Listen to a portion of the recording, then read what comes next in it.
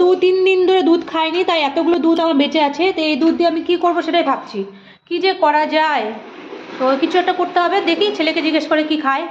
কি খাবি বাবা, পায়েস না সিমাই? সিমাই। ওলে বাবালে, সিমাই খাবে? একটু মুখটা সরাও সরাও, দেখতে চাইছে সবাই। কি খাবা বলো? সিমাই। তো লুকিয়ে বলছো কেন? সিমাই খাবো। ওলে বাবালে, তোমার সিমাই পছন্দ? হ্যাঁ। ওলে বাবালে, ছেলে যখন বলে দিয়েছে সিমাই খাবে, তা আমি সিমাইয়ের জোগাড় করি। সিমাই বলে না সিমাই বলে কে জান, যাই হোক। তো জোগাড় করে আপনাদের সঙ্গে রেসিপি শেয়ার করছি। রেসিপি আর কিছুই না, দুধে সিমাই সিদ্ধ করা, আর কিছুই না তেমন কিছু, চিনি দেওয়া আর কিছু।